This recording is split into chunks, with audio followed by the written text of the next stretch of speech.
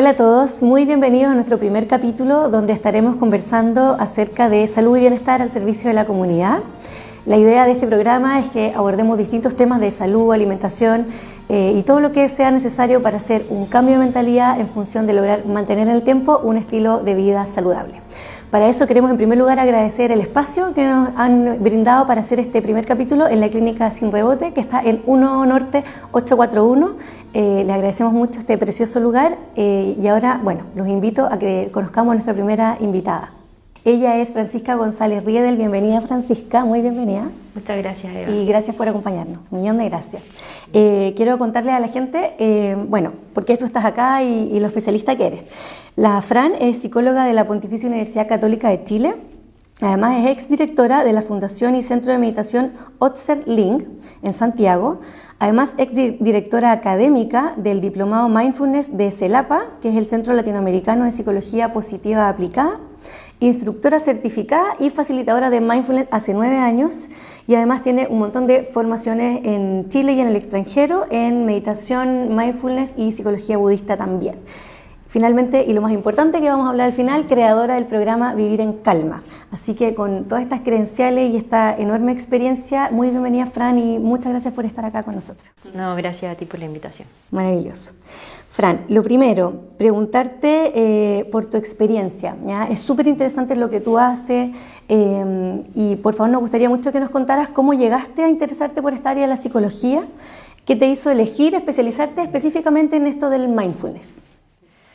Bueno, en realidad ha sido un camino bien largo.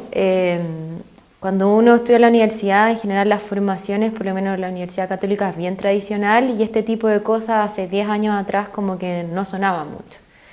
Y llegó en el fondo esta orientación a raíz como de una experiencia personal en la que yo en un momento de mi vida me sentía con mucha ansiedad, con mucho estrés, no lo estaba pasando bien, le daba demasiada vuelta a las cosas, entonces vivía como un estado como de angustia y, ¿cómo decirlo?, de sobrepasada constante, que era, para mí era como que vivir como, ¿cómo explicarlo?, como una especie de caos diario. Y eso efectivamente hacía que mi calidad de vida fuera súper mala, porque en el fondo no estaba en el presente, mi mente estaba en millones de escenarios que no sucedían, y en un momento dije, ya, esto tiene que parar. Y fui yo como paciente a, bueno, en realidad como a un grupo, por decirlo así, de mindfulness, cuando recién estaba llegando a Chile. Y fue demasiado buena la experiencia porque empecé como a bajar las revoluciones y empezar un poco a como yo a encontrar la calma. A raíz de esa experiencia tan transformadora, yo dije, no, esto en verdad yo tengo que aprenderlo porque me ha servido demasiado y quiero también enseñárselo a otras personas y de ahí un poco comienza mi camino. Entonces, a raíz de eso, me fui a Uruguay a formar y empecé a notar los cambios en mí, mi calidad de vida mejoró considerablemente, empecé a estar en contacto conmigo misma, a disminuir esta mente que le da mucha vuelta a las cosas, a empezar a regular de a poco mis emociones, a tener un estilo de vida más saludable y me empecé a meter y así también llegué al tema de la meditación, a la psicología budista, me fui a vivir a Asia 1 año y ahí ahondé mucho más en todo este tema. Y empezó como esta transformación. Y yo creo que fue ya cuando estuve en Asia viviendo, donde conocí principalmente la psicología budista, donde mi vida dio un vuelco y ahí como que ya no hubo vuelta atrás. Y empecé a entender que en el fondo el cambio no venía de afuera, sino de mí. Y que si yo no cambiaba, era imposible de alguna manera yo estar bien y poder también generar cambio en otras personas, que creo que la psicología es demasiado importante porque en la medida que uno está como conectado con su ser y con un estilo de vida que es de acuerdo a eso, el impacto que uno tiene en los demás es mucho más potente.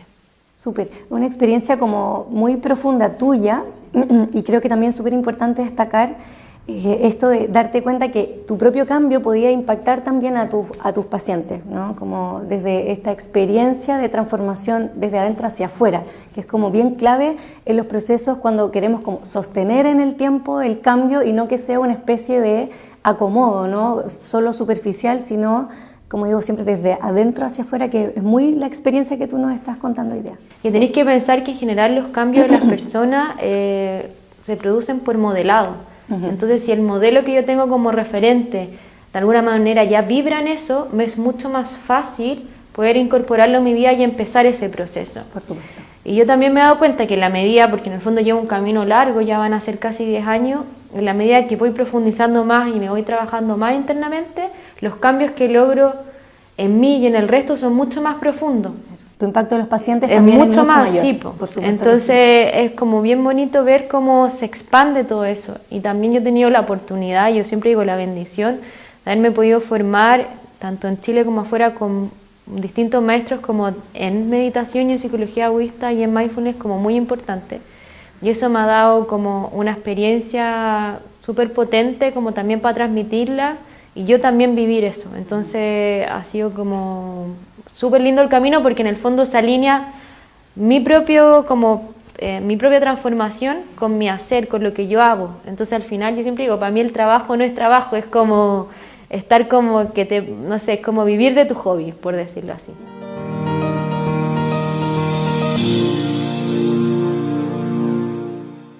¿Tienes un emprendimiento y necesitas profesionalizar tu imagen?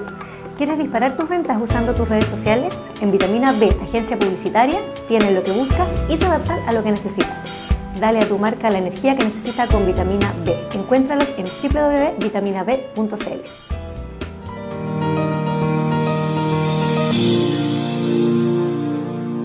Fran, entonces ahora te quiero pedir que nos cuentes un poco de qué es el mindfulness, porque hablamos de tu experiencia a través de todo este recorrido previo.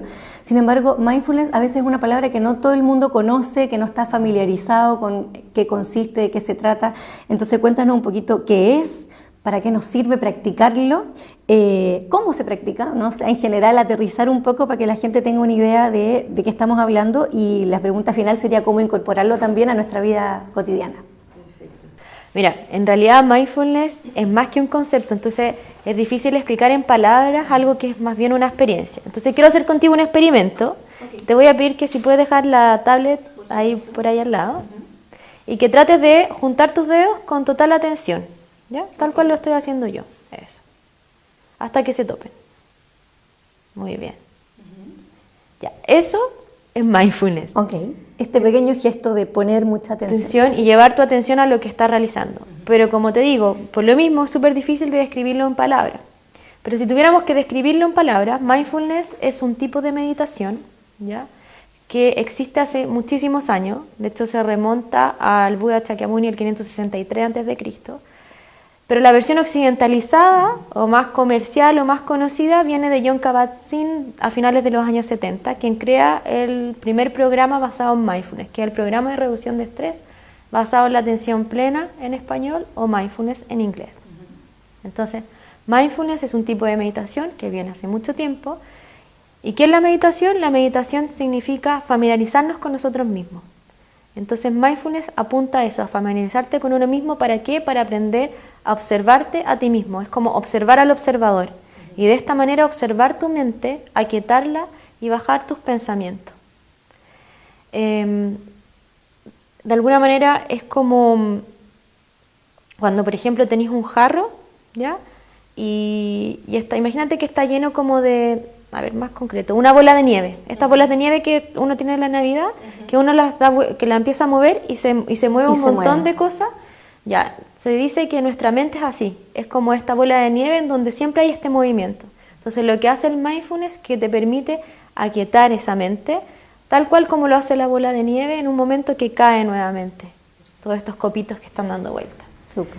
Entonces, mindfulness un poco apunta a eso, a familiarizarse con uno mismo. Es una forma de estar en el momento. Jon Kabat-Zinn, que es en el fondo la persona que lo populariza en el occidente, dice que es una manera no condenatoria de estar en el momento presente y vivir la experiencia momento a momento.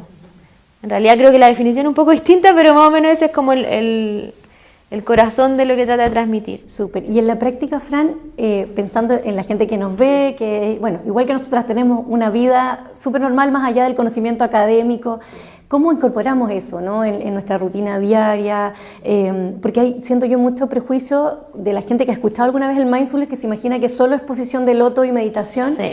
y es mucho más que eso, ¿no? O sea, la meditación no es solo la posición de loto, hay muchas Claro. formas de estar en atención plena, entonces sería estupendo si Claro. nos cuentas un poco más de eso, de cómo se incorpora esto en la vida cotidiana también. Por eso te decía que una forma, no solamente, claro, es un tipo de meditación, pero también es una forma de estar. Y también yo he visto que también es un estilo de vida, en el sentido de que la meditación o la meditación mindfulness tiene práctica formal e informal. La práctica formal es la que todo el mundo asocia, que es sentarse en el cojín, en posición de loto, estar mucho tiempo practicando, etc. Pero también está la práctica informal, que es la que en el fondo nosotros llevamos a la vida cotidiana, en donde, por ejemplo, yo puedo estar hablando contigo y puedo estar en total atención en este momento y controlando totalmente mi mente sin que ella se escape quizás lo que tengo que hacer después o lo que hice antes o en las preocupaciones que tengo, y estoy totalmente presente. Y no solamente hablando contigo, lo puedo hacer, no sé, por ejemplo, cuando estoy en la ducha y me baño, cuando me lavo los dientes, cuando estoy cocinando, cuando estoy con otras personas, en cualquier instancia, cuando estoy manejando. Y un poco es sacar a la mente de este piloto automático. Y para eso no es necesario siempre tener una práctica formal, lo puedes llevar en cada momento, en cada minuto. Y bueno, hay distintos ejercicios que uno va progresivamente de alguna manera entrenándose en eso, porque y eso me faltó comentar, que el mindfulness es como el tipo de meditación más básica de las básicas en entrenamiento. Es como ir al jardín infantil, Okay. ¿ya? Porque en el fondo se dice que si uno no tiene la atención en las cosas que está realizando, de alguna manera la cabeza es la que te domina y tú no tienes el control sobre de ti mismo. Entonces por eso el primer paso es aprender de alguna manera a manejar y a controlar esta mente que está en constante divagación y va de un lado para el otro y se dice que es como esta mente de mono. Exacto. Es decir, estar, como dijiste tú, estar en el momento presente, ¿no? Estar en cada una de las actividades de la vida cotidiana que realizamos en atención plena de eso que hacemos. Que suena súper fácil, pero en realidad es súper difícil porque tenemos que pensar que en general tú, yo o cualquier persona que no esté con un entrenamiento en esto divaga el 60% de su día, que es mucho. Y de ese 60% se ha visto, según la investigación, que el 90% de ese 60% son pensamientos de índole negativo. Y sobre todo pensamientos de cosas de índole negativo, de cosas que pueden pasar y que al final nunca pasan. Claro. Entonces, y desde la psicología se ha visto, yo creo que tú también lo sabís, que todo pensamiento genera una emoción y la emoción genera una sensación corporal y eso te lleva a la acción. A la acción. Entonces, haz la suma, si estáis constantemente pensando en cosas negativas que ni siquiera te dais cuenta porque estáis en este piloto automático que pasan por tu cabeza todo el rato, te genera un impacto a nivel de emoción y estáis desregulado todo el día. Absolutamente. Súper, Fran, súper interesante lo que nos estás contando. Y a propósito de lo último que nos decías sobre esto de la desregulación emocional, ¿no? Que se produce a propósito de estos pensamientos negativos, permanentes y en piloto automático, sería súper interesante que nos contaras un poco, en general, qué son las emociones, ¿no? Qué tipos de emociones hay y en general cómo esta desregulación puede afectar nuestras vidas y cómo nos puede servir el mindfulness sobre todo, que es lo más importante, como herramienta para la regulación emocional a propósito de esto tan clave que nos has revelado respecto de cuánto tiempo y qué porcentaje de nuestros pensamientos nos mantiene, ¿cierto?, en esta situación de poco equilibrio finalmente. Cuéntanos un poco de eso. Sí, al igual que en mindfulness, definir qué es una emoción también es súper difícil porque los científicos todavía no se ponen de acuerdo qué es una emoción, ¿ya? De hecho, para muchas culturas, emoción y pensamiento es lo mismo, sobre todo para las culturas asiáticas. Y las neurociencias han visto que incluso a nivel cerebral, ambos circuitos de emoción y pensamiento son casi indistinguibles. Sí, de hecho hay una discusión ahí eterna, ¿no?, de los más cognitivistas, ¿qué va primero, la emoción o el pensamiento? Aún no se ponen de acuerdo porque pareciera que van casi juntas, ¿no? Sí, pues, y un poco va para allá el cuento. Entonces, de hecho, desde la psicología budista se habla de la palabra klecha, que habla de emoción aflictiva, pero también de pensamiento aflictivo. Entonces, como que en general van como súper unidas. Y yéndonos un poco más profundo, hay culturas que, por ejemplo, no existe en su dialecto, para los yorubas, por ejemplo, no existe en su dialecto la palabra ansiedad, o para los tahitianos la palabra tristeza. Entonces ahí tú decís, en realidad son emociones como más bien como culturales, hay todo un cuento ahí como súper interesante, pero si tuviéramos que verlo desde de la visión occidental, las emociones en general son algo más, por decirlo así, como más instintivo, de corta duración y como que responden a ciertas necesidades como de fisiológicas y que además siempre tienen como un mensaje de sabiduría detrás, ¿ya?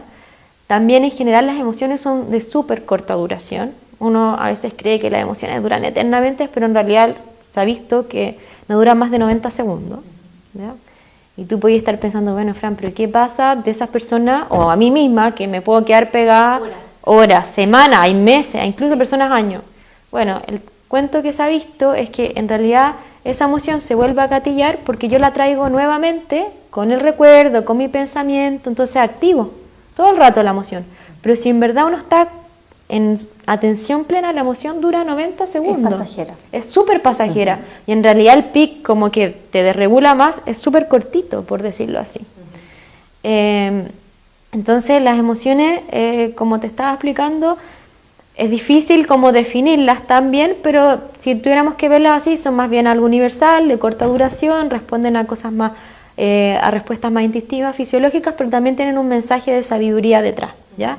Y se ha visto que hay 6 emociones universales: la rabia, el miedo, la tristeza, la alegría, el asco y se me olvidó uno, que ahí me voy a recordar. Y en el fondo, ¿cómo puede ayudar el mindfulness a todo esto? Es que justamente, como yo te explicaba, la emoción en realidad es súper transitoria. Y si uno está súper atento a cuando ella aparece y de alguna manera simplemente la observa y sabe cómo estar con ella, la emoción transita y logra desaparecer. Y no la vuelvo a traer nuevamente con esta mente que está como siempre jugando esta mala pasada de activarla una y otra vez. Y lo más interesante, o para mí lo que es más interesante, es que esta mente que le da vuelta a las cosas está asociado a lo que se llama la red por defecto, ¿ya? Que está asociado a su vez al sistema de amenaza. Cuando yo estoy en mindfulness, estoy asociado al sistema, a la red por atención, que está asociado al sistema de calma. La única manera de desactivar este sistema de alerta que está asociado a estas emociones que generalmente más aflictivas, que nos desregulan, es activando el sistema de calma. Entonces, de alguna manera, el mindfulness te lleva a eso. Perfecto. Es decir, el poder estar en atención plena nos permite reconocer la emoción, ¿no? En primer lugar, poder reconocerla, poder mirarla, como mirarla pasar un poco, como una nube, ¿no? Se usa mucho esta nube que pasa, de la nube sí. que pasa. Y por otro lado, atender, no lo dijiste tú, pero entiendo también que es atender a los pensamientos que eventualmente surgen y que son los que intentan mantener la emoción, ¿no? En el piloto automático. No es algo que hagamos a propósito, pero que activa todo este sistema de amenaza y entonces pensamos y aparece la emoción, es como un círculo vicioso versus el círculo virtuoso de poder observar esta emoción y observar también la reacción en términos de pensamiento para evitar que entrar en el loop, ¿no? Claro. Perfecto, súper. Es interesante porque es una aplicación muy práctica de la vida, digamos, de cómo algo tan, entre comillas, sencilla, como decías tú, del jardín infantil de la meditación, de la atención plena, puede realmente hacer un cambio en nuestras vidas muy profundo. Sí, porque por eso se dice, en el fondo nuestra mente es como nuestro jardín. Y si uno sabe a qué poner la atención, sabe cultivar las semillas correctas en la mente, y de esta manera las emociones correctas te llevan a acciones correctas, y así sucesivamente. Entonces va generando, como tú decías, un círculo virtuoso que finalmente tiene un potente impacto en tu calidad de vida. Sí. Y ahí me gustaría quizás como a forma de testimonio, como un poco linkarlo con mi propia experiencia, que cuando yo te dije, cuando yo llegué, yo en el fondo, claro, tenía toda esta desregulación que no era solo emocional, también se llevaban cosas prácticas. Por ejemplo, yo era muy buena para fumar, me fumaba hasta 2 cajetillas diarias. Era muy buena también para llegar y comer constantemente, y hacía un montón de hábitos como poco saludables, ¿ya? Y cuando empecé a tomar conciencia que en el fondo parte de esos comportamientos no lo hacía porque realmente el cigarro era tan rico, sino porque muchas veces respondía que estaba ansiosa y llegaba y me metía el cigarro como casi en forma automática. Y justamente con el entrenamiento empecé a poder cortar también esas cosas. Lo mismo con la comida. Y de hecho hoy en día no fumo hace por lo menos, fue el 19 de febrero de 2013, estoy como adicta rehabilitada, pero así es. Varios años ya. Sí, el tema de la comida también, y así un montón de cosas. Y solamente por el hecho de estar súper consciente del momento presente y de lo que me está sucediendo. Exacto, de lo que te está pasando a ti internamente que te está llevando, ¿no?, a esa conducta, Claro, con mucha más a conciencia. este piloto automático que esta sucesión de cosas, porque uno ve el resultado, pero en realidad el resultado parte inicialmente de un pensamiento o de esta mente que no tuvo ningún control sobre sí mismo. Súper, muy, muy claro, siento yo, muy claro cómo lo explicas y cómo lo llevas a la vida cotidiana y a las dificultades que la mayoría de las personas enfrentan en el día a día, absolutamente. Súper.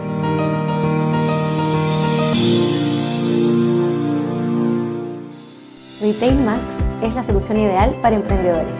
Controla tus ventas e inventario desde cualquier lugar, trabajando en tu negocio con el sistema más rápido y fácil del mercado. En la región, decenas de negocios ya lo utilizan. Visita www.retailmax.cl para obtener asesoría inmediata. Con Retail Max, haz crecer tu negocio.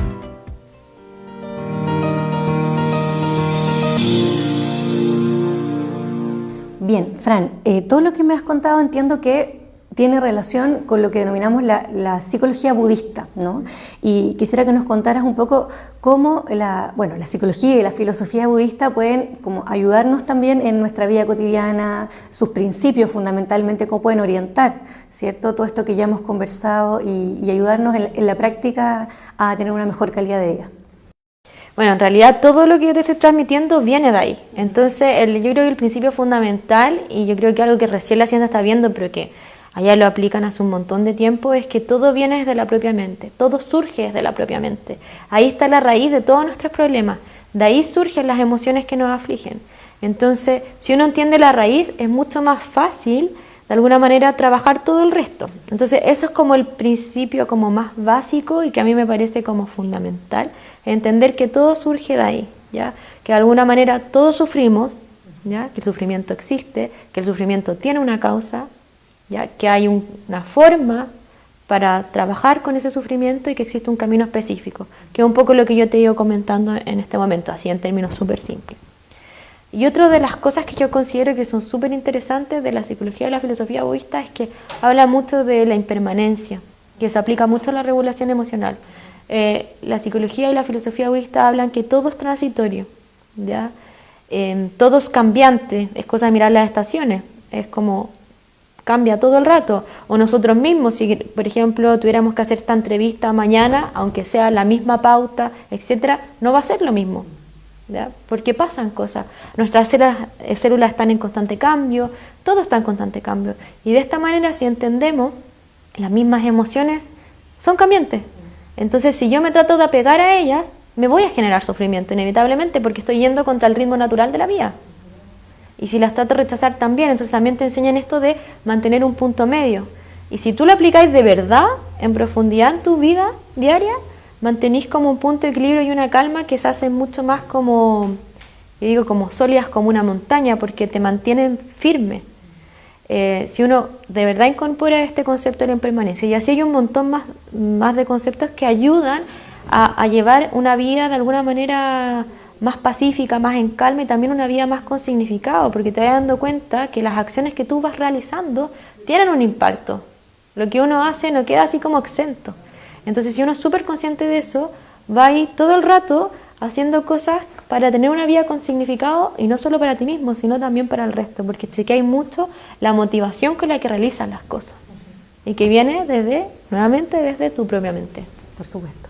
He escuchado mucho la frase de que el sufrimiento es opcional y el dolor es inevitable, sí, ¿no? Y creo que tiene que ver con eso, con cómo entendemos o experimentamos muchas veces el dolor.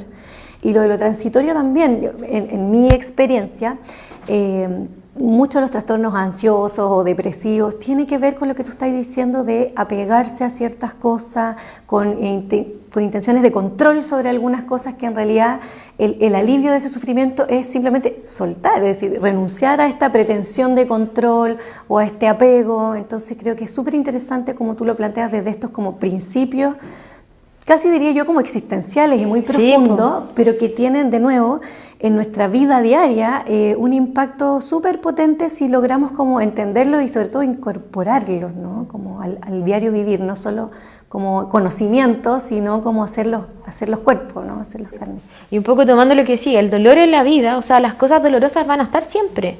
Dolor no tiene por qué ser una pérdida o cosas muy grandes, el dolor también puede ser porque quiero comer algo, por ejemplo, que me gusta y no lo obtengo, o porque quiero lograr cierta cosa y no sucede, o porque esa persona quizás me dijo algo que no me gusta. Eso también es dolor. Pero el sufrimiento, justamente el sufrimiento tiene que ver con esta carga mental que yo traigo y le agrego. Eso sí es opcional, porque si por ejemplo no logré lo que yo quería y lo vuelvo a traer con mi cabeza y le vuelvo a masticar y le doy vuelta y vuelta y vuelta, obviamente estoy gatillando todo este circuito que explicamos antes una y otra vez y me regulo una y otra vez. Eso no quiere decir que no me haga cargo de las cosas, pero sí con una sabiduría distinta, en donde me hago cargo cuando tiene que ser, pues lo hago una vez, pero no me quedo pegado eternamente. Entonces, eso empieza a generar un impacto tan potente en la vida que las personas se transforman, porque es así como un cambio de paradigma, porque la cultura occidental no va en esa línea, es como distinta. Sí, claro, claro. Usaste una palabra clave, creo yo, que es el cambio de paradigma, ¿no? Que es desde dónde estamos parados experimentando el mundo finalmente. Súper. Fran, para finalizar, ha sido pero muy, muy, muy interesante todo lo que nos has contado hoy día y te agradezco sobre todo que lo has podido explicar en términos muy sencillos también, muy de cómo podemos incorporarlo a la vida de los seres comunes y corrientes, digamos, los ciudadanos de a pie, como digo yo. Ya que es la idea. Y por lo mismo quiero pedirte que por favor nos cuentes sobre tu programa. Sé que tienes un programa presencial y online que se llama Vivir en Calma, así que anticipo solamente que presencial sé que es en Curicó y alrededores y online para el mundo. Entonces cuéntanos en qué consiste tu programa, para quiénes es tu programa y cómo te pueden encontrar, contactar. Sé que muchos de los que nos están viendo seguro van a estar súper interesados en contactarte y conocer y participar de tu programa. Cuéntanos. Bueno, el programa Vivir en Calma, de alguna manera, es un programa de 8 sesiones, el cual está orientado a personas que le dan mucha vuelta a las cosas, le cuesta regular sus emociones y sufren, obviamente, eso genera que sufran de estrés o ansiedad y que estén en búsqueda de reencontrar esa calma, estar más presentes y más felices en su vida. Este programa, obviamente, se alinea a lo que hemos hablado en la entrevista y está basado en lo que es mindfulness, meditación, psicología budista, distintas tradiciones contemplativas y de alguna manera plasma un poco el proceso que yo misma hice en todos estos años en 8 sesiones, ¿ya? Entonces está orientado a llevarte a reencontrar la calma desde lo que yo te decía, de manejar esta mente y de regular tus emociones. Como bien dice, la versión presencial está en Curicó y sus alrededores, pero también hay una versión online que es para las otras ciudades y el resto del mundo, como decís tú. Y son exactamente lo mismo, son 8 sesiones grupales, más una plataforma de entrenamiento en línea, donde hay videos, meditaciones descargables, las fichas, un montón de cosas, y además un grupo de apoyo cerrado por WhatsApp durante la semana para ir apoyando durante estos 2 meses. Super. Entonces hay una transformación ahí bien potente. Y bueno, y me pueden encontrar en mi página web que es www.franciscagonzalezriedel.com. Ahí tienen que buscar en servicios el programa Vivir en Calma, o también en mi Instagram que es @vivir_en_calma, que Vivir en Calma. Ahí también pueden encontrar toda la información. Súper. Maravilloso, Fran. Me encanta cuando cuentas de tu programa que tiene todo este como acompañamiento, ¿no? Que desde lo que hablamos de la vida cotidiana, que finalmente es el desafío, cómo aterrizar esto a nuestra vida y como tú lo cuentas, ¿no? Esto de estar súper acompañado durante estos 2 meses suena como bien intenso, intensivo, pero muy potente también en lo práctico. Sí. Así que maravilloso saber de tu programa. Los invitamos a todos a que conozcan el trabajo de Fran en Francisca González Riedel, ¿verdad? Sí. franciscagonzalezriedel.com. Pueden ahí ver a Fran y todo el trabajo maravilloso que ella lleva haciendo todos estos años.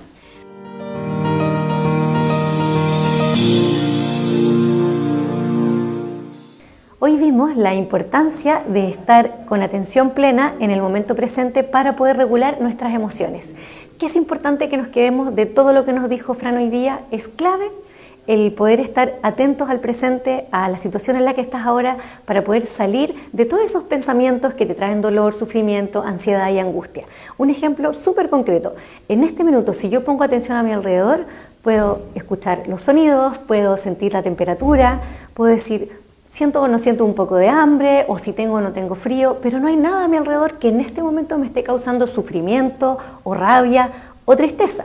Sin embargo, si en este momento yo empiezo a traer a mi mente recuerdos, ciertos pensamientos que me hagan pensar en esas cosas que me ponen muy triste o en las cosas que me dan mucha rabia, probablemente mi cuerpo va a empezar a reaccionar y voy a empezar a tener estas sensaciones muy angustiosas de algo que en realidad en este momento no está pasando, ¿sí? Que probablemente, como Fran muy bien nos explicó, ya pasó o que ni siquiera ha pasado, que son las cosas que nos dan ansiedad, que nos dan miedo. Si es que mi jefe me va a llamar la atención, si es que algo malo o catastrófico va a pasar. Pero si yo vuelvo la atención al presente, nada de eso en este momento está pasando. Si yo pongo la atención en el presente, solo puedo conectar con una sensación hermosa de gratitud, de paz, de bienestar, de decir estoy en un lugar, bajo techo, no tengo frío, no tengo hambre, estoy saludable y tengo un montón de razones aquí y ahora para estar muy feliz.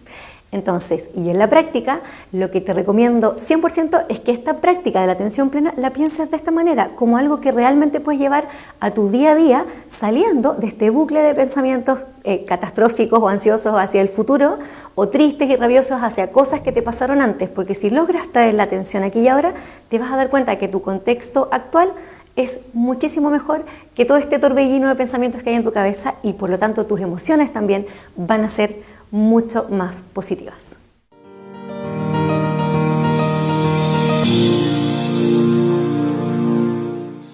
Bueno, ya hemos llegado al final de nuestro programa, así que nada más que agradecerles que nos hayan acompañado hasta acá, reiterar los agradecimientos a Fran e invitarlos, por supuesto, a que nos dejen sus comentarios, sus preguntas acá abajo. La idea es poder responder a esas preguntas en los siguientes programas, tocar los temas que sean de su interés en un futuro próximo, así que los dejamos súper invitados a que participen. La idea es que sea súper interactivo y está muy abierto entonces a que nos dejen todas sus preguntas, comentarios en adelante. Les mando un afectuoso saludo, espero que tengan una maravillosa semana y nos vemos pronto en un próximo capítulo. Que estén muy bien. Chao, chao.